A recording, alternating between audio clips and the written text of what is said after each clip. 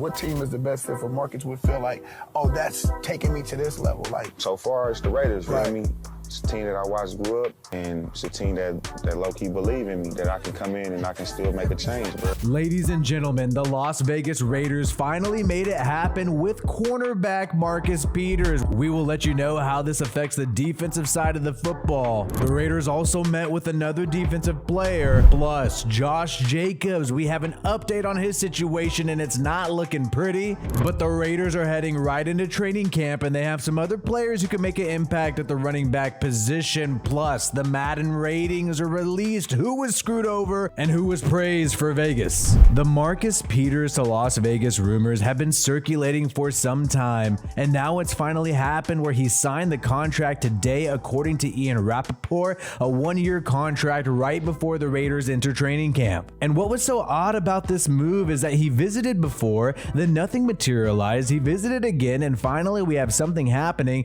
and it seems like maybe there was a debate on what the contract should look like, but we now know it's going to be a one-year deal. Marcus Peters is 30 years old right now, 6 foot, 197 pounds. The main issue with Marcus Peters is that in 2021 he had an ACL tear and he had to miss the entire season. But fortunately for Marcus Peters, he was able to bounce back in 2022. He played almost every game up to week 15, so he was able to show that he could still stay healthy for a majority of his season, but he only picked up 1 interception and 2 pass deflections based on PFF stats. But Marcus Peters has been a fan of the Raiders his whole life. He grew up in the Bay Area, and he even said he's a Raiders fan at heart. That's what he once told reporters. And Marcus Peters is friends with Marshawn Lynch. Just friends. I'm sorry, I care about the facts, guys. People try to say, oh, they're cousins, Willie, but they are actually not cousins by blood, but they have a thick bond because of their shared love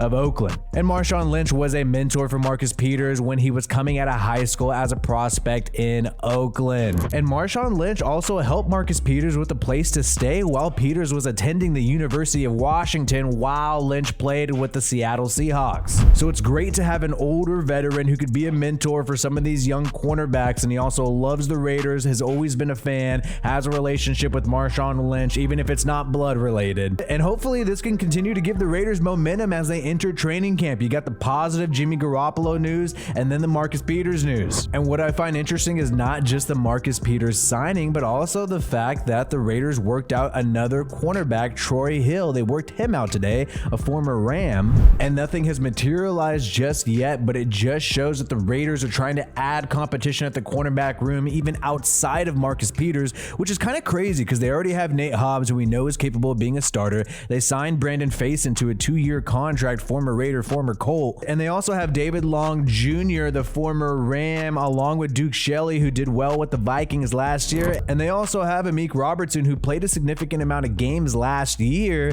and Jacorian Bennett was drafted in the 3rd round. You can expect this guy to possibly play for the Raiders if he's selected in the 3rd round. You know they want to make that guy work out. And keep in mind, the Raiders selected Jacorian Bennett over players like Keely Ringo from Georgia, so the Raiders really do believe in this guy. Ringo was eventually drafted by the Philadelphia Eagles. So even though the Raiders have some positive news, we still have the negative, and that is Josh Jacobs officially skipping out and fleeing town, saying deuces, saying peace out to genius Josh McDaniels and the Raiders. He took a flight away from Las Vegas, and he does not plan to report to training camp, and he does not plan to come back anytime soon. And when you're looking at the Josh Jacobs situation, the only leverage he has right now is the fact that he has not signed the franchise tag, which means he cannot be fined for missing practice, cannot be fined for missing training camp. So it looks like what Jacobs is going to do is skip out on practice, skip out on the preseason, try to show up just before week 1, do the bare minimum, and pick up that $10 million check, which becomes fully guaranteed the moment he signs it and participates. Now,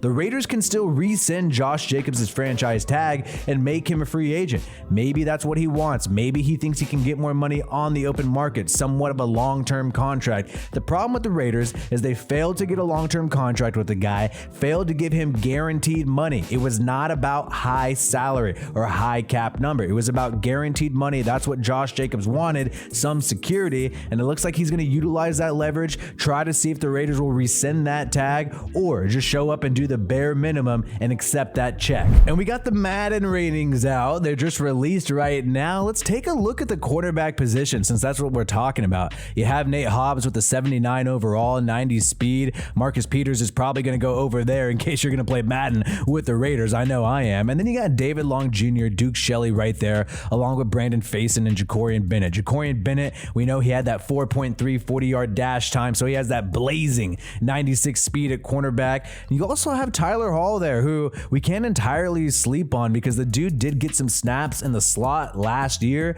I can envision a future where you have Tyler Hall in the slot and then Peters and Nate Hobbs on the outside if they win the camp battle this year. But who are the best players on the Raiders team right now? According to Madden, of course, you got Devontae Adams with the 97 overall. I think the guy should be 99. I think that's a little ridiculous. He had a career year last year, even with all the problems with the Raiders. And then you got Josh Jacobs right after 95. The Raiders really need to figure it out with our guy Jacobs. He's one of the best players on our team, and Madden is recognizing that, along with Max Crosby, 94, Colton Miller, and hey, Chandler Jones, he had a big dip in his rating. I remember that guy being in the 90s last year. It went down to 82, so hopefully Chandler Jones could bounce back this year. Of course, we gotta talk about quarterback Jimmy Garoppolo sitting there with the 77 overall. I want to know this guy's injury rating on Madden. That's what I want to know right here. He's got an 83, so that's a little optimistic for Madden right there, but he has that 77, which is close to what he had last year. And then you have Brian Hoyer with the 61 rating and Aiden O'Connell, oh no, a 59. I thought the guy would be a little bit higher. And we know with the Raiders running back position, Josh Jacobs is number one, but who do the Raiders have if this guy really does hold out? If he's really not a part of the team this year, what are the Raiders going to do? According to Madden, the next best one is going to be Amir Abdullah. He's more of a pass catching back. We saw him with the samurai kick stuff that he did last year, and he's good in that specific role. But in terms of a runner who's going to really replace Jacobs, if that's even possible, it would be Zamir White, the power back out of Georgia. He's got that 91 speed, 70 overall for Madden. It's his second year in the NFL. He was able to sit behind Josh Jacobs. And also keep in mind, Austin Walter did look good in preseason last year. I know this guy's just a younger vet who's on these one-year contracts, but he did look good. And Britton Brown was drafted by the Raiders out of UCLA. Maybe he could make an impact this year if Jacobs not available. And you got the veteran Brandon Bolden, who seems like a coach on the field. This guy doesn't really do much in terms of playing in the regular season games. Seems like he's more of a mentor, but maybe his services will have to be utilized if the Raiders cannot convince Mr. 95 overall Josh Jacobs to come and play on the franchise tag. Now, I know there's a little bit of hope that this could happen because Devontae Adams is trying to convince him to play on the tag, but that's kind of easy for Devontae to say to him when he's making 2 years pretty much fully guaranteed, tons of money, and Josh Jacobs is not. We'll see though eventually if Jacobs decides, hey, 10 million's hard to reject. And for training camp, I'm looking at the defense, but not the edge defenders, because, you know, Tyree Wilson, we know he's going to rotate with Chandler Jones, with Max Crosby. That's what he's going to do on the edge. We need to see what's going to happen with the Raiders in the interior defensive line. It's been a problem for some time. The number one rated player, according to Madden, is John Jenkins, the nose tackle, with a 70 overall. And then you got Neil Farrell Jr. there. And because the Raiders run a 3-4 defense, some of their interior defensive linemen are at defensive end. So you have Jerry Tillery, that defensive tackle, who's going to be in the mix, also has a 70 overall, according to Madden. And then you got Byron Young, who is a little banged up right now. He's a 4th round pick out of Alabama. Neil Farrell Jr., former 5th round pick out of LSU, should be able to make an impact at nose tackle. And then you also have Adam Butler there as well. But we're going to really need a big jump from a lot of these guys. And then we're also going to have to see if Bilal Nichols is going to work out. He's been playing at defensive tackle for the Raiders